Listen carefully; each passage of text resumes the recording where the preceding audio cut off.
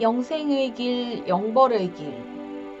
1편. 예수는 죽은 사람을 살렸는가?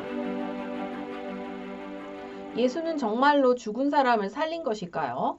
그것은 과학적으로 가능할까요? 예수는 죽음은 하나님께로 돌아가는 것이니 그저 슬퍼하고 근심하지만은 말라고 했습니다. 나를 사랑하였더라면 내가 아버지께로 가는 것을 기뻐하였으리라. 아버지는 나보다 크심이라. 그렇다면 예수는 하나님의 부름을 받고 돌아간 죽은 사람을 왜 다시 살려냈을까요? 예수는 하나님의 명을 아들처럼 따르는 사람입니다. 아버지께서 행하시는 그것을 아들도 그와 같이 행하느니라. 삶과 죽음을 관장하시는 것은 하나님 한 분이십니다. 사람이 죽은 사람을 살려낼 수 있는 능력을 가질 수 있을까요? 잠시 동안 예수가 죽은 사람을 살려내지 않았다고 가정해보고 논리적으로 추적해봅시다. 만약 예수가 하나님의 아들답게 행동했다면 다음 둘 중 하나의 결론이 나올 것입니다. 1번. 예수가 죽은 사람을 살려내지 않았다. 는 가정이 틀렸다면 죽은 사람을 살린 것이 맞다. 는 것이 논리적으로 증명된다. 2번. 예수가 죽은 사람을 살려내지 않았다면 의로운 일을 했다는 것이 논리적으로 증명될 것이다. 만약 예수가 죽은 사람을 살려내지 않았다면 그는 살아있지만 죽은 것처럼 보이는 사람을 구한 것입니다. 아직 살아있는 사람이 죽은 줄 알고 장례식을 치른다면 그대로 두면 죽게 되므로 예수는 살리려고 했을 것입니다. 이것은 과학적으로 불가능한 일은 아닙니다.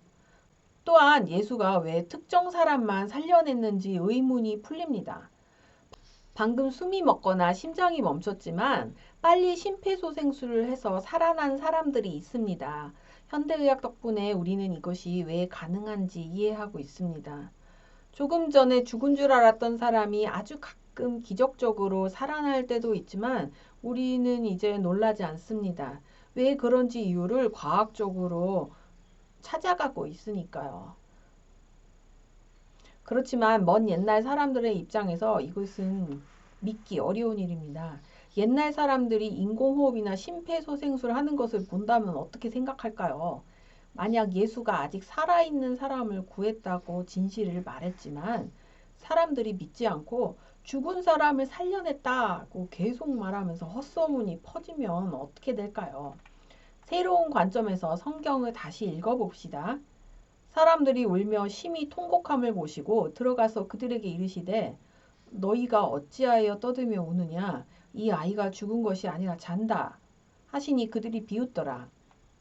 예수께서 그들을 다 내보내신 후에 아이의 부모와 또 자기와 함께 한 자들을 데리고 아이 있는 곳에 들어가사 그 아이의 손을 잡고 이르시되 내가 네게 말하노니 소녀야 일어나라 하심이라.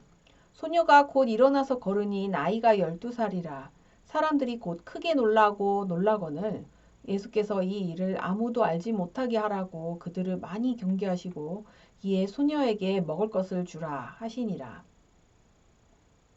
실제로 2000년 전에 무슨 일이 있었는지 확인할 방법은 없습니다.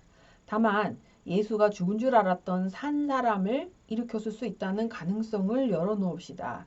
그렇다면 예수는 사람을 구하는 의로운 일을 했고 하나님의 뜻을 거스르지 않은 것이 맞습니다. 그런데 여전히 이상한 의문점이 남습니다. 예수는 어떻게 다른 사람들은 죽은 줄 아는 사람이 살아있는지 알아본 것일까요? 예수는 특별한 관찰력을 가졌거나 특별한 것이 보이는 눈을 가진 것일까요? 예수는 육체의 눈으로 본 것일까요? 마음의 눈으로 본 것일까요? 아니면 둘 다일까요? 예수가 나사로를 살린 이야기를 관점을 바꿔서 다시 읽어봅시다. 나사로의 누이들이 예수께 사람을 보내어 이르되 주여 보시옵소서 사랑하는 자가 병들었나이다 하니 예수께서 들으시고 이르시되 이 병은 죽을 병이 아니다. 예수는 나사로가 그 병으로 죽지 않을 것을 어떻게 알았을까요? 제자들에게 이르시되 유대로 다시 가자 하시니 제자들이 말하되 랍비여 방금도 유대인들이 돌로 치려 하였는데 또 그리로 가시려 하나이까? 우리 친구 나사로가 잠들었도다. 그러나 내가 깨우러 가노라. 제자들이 이르되 주여 잠들었으면 낫겠나이다 하더라. 이에 예수께서 밝히 이르시되 나사로가 죽었느니라. 예수께서 와서 보시니 나사로가 무덤에 있은지 이미 나흘이라. 나사로가 살아있다면 구할 수 있는 시간이 많이 남지 않았습니다. 누이 마르다가 주께서 여기 계셨더라면 내 오라버니가 죽지 아니하였겠나이다. 예수께서 이르시되 네 오라비가 다시 살아나리라. 마르다가 이르되 마지막 날 부활 때에는 다시 살아날 줄을 내가 아나이다. 그녀는 살아있는 오라버니가 죽은 줄 알고 심판의 날에 살아나길 바라고 있습니다. 돌아가서 가만히 그 자매 마리아를 불러 말하되 선생님이 오셔서 너를 부르신다 하니 마리아가 이 말을 듣고 급히 일어나 예수께 나아가매 마리아와 대화가 안 통하여 대신 마리아를 불렀습니다. 예수는 아직 마을로 들어오지 아니하시고 마르다가 맞이했던 곳에 그대로 계시더라. 그는 살아있는 나사로를 구하기 위해 박해 위험을 무릅쓰고 왔으므로 마을에 들어가지 않고 있습니다. 이르시되 그를 어디에 두었느냐? 이르되 주여 와서 보옵소서 하니 예수께서 다시 속으로 비통히 여기시며 무덤에 가시니 무덤이 굴이라 돌로 막았거늘 돌을 옮겨 놓으라 하시니 그 죽은 자의 누이 마르다가 이르되 주여 죽은 지 나흘이 되었음에 벌써 냄새가 나나이다. 예수께서 이르시되 내 말이 내가 믿으면 하나님의 영광을 보리라 하지 아니하였느냐 하시니 나사로가 살아있는지 모르는 사람들의 생각에 맞추어서 예수는 그들이 무덤 입구를 열도록 유도하고 있습니다. 돌을 옮겨 넣으니 예수께서 눈을 들어 우러러 보시고 이르시되 아버지여 내 말을 들으신 것을 감사하나이다. 항상 내 말을 들으시는 줄을 내가 알았나이다. 여러 가지 난관을 뚫고 드디어 나사로를 구할 수 있게 되었으므로 예수는 감사기도를 드립니다. 예수는 어떠한 일도 하나님이 허락하지 않으시면 불가능하다는 것을 압니다.